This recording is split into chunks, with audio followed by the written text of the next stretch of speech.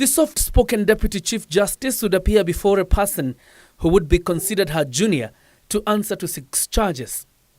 According to the Director of Public Prosecutions, Nuruddin Haji, Mwilu is facing charges related to abuse of office for personal gain, accepting a gift in the form of money in circumstances which undermined public confidence in the integrity of her office, obtaining execution of a security belonging to Imperial Bank Limited by false pretense, and lawful failure to pay taxes and conducting self in disregard of the law. In view of the above, I have concluded that the evidence is sufficient with a reasonable prospect of conviction, and it is in the public interest that criminal proceedings should be preferred. Investigating and punishing wrongdoing is difficult and painful, but it has to be done.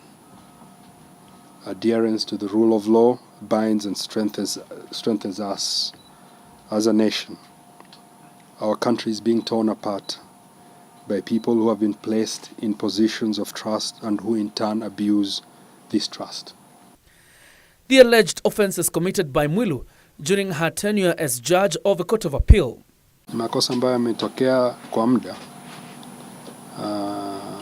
tangu alipokuwa jaji kwa koti ya rufaa, Court of Appeal, mpaka leo. The DPP, it has emerged, called the Chief Justice to inform him of the impending arrests after he okayed the charges against Mwilu.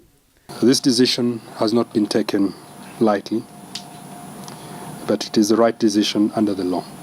But the justice system only works if lawyers, prosecutors, magistrates and judges are fair and just.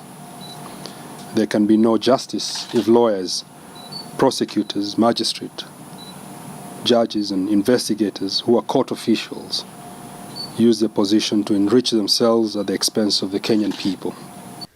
With the remarks made by President Uhuru Kenyatta after the nullification of the 8th of August 2017 that the decision made by the Supreme Court would be revisited. We have a problem with our judiciary, but regardless, we respect, but we shall revisit.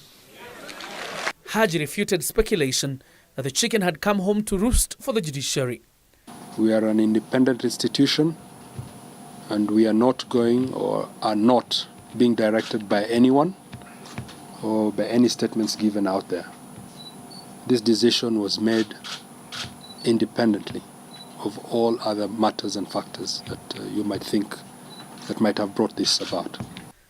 Mwilu appeared before the Chief Magistrate Court to answer to the charges. But will conflict of interest arise considering the fact that she is the deputy head of a judiciary? The magistrates are independent and competent to handle the matter. And it is important to note that that is the judiciary that we have.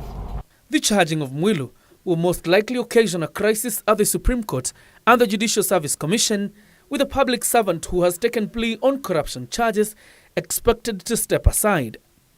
Mwilu is the 3rd Deputy Chief Justice to be under siege since the promulgation of a new constitution. The first DCJ, Nancy Baraza, was hounded out of office accused of abuse of office when she was involved in an altercation with a security guard, Rebecca Kerubo. The second DCJ, Kalpana Rawal, however, refused to retire after clocking the mandatory age for judges to retire. She was to be accused of being a member of a money laundering racket.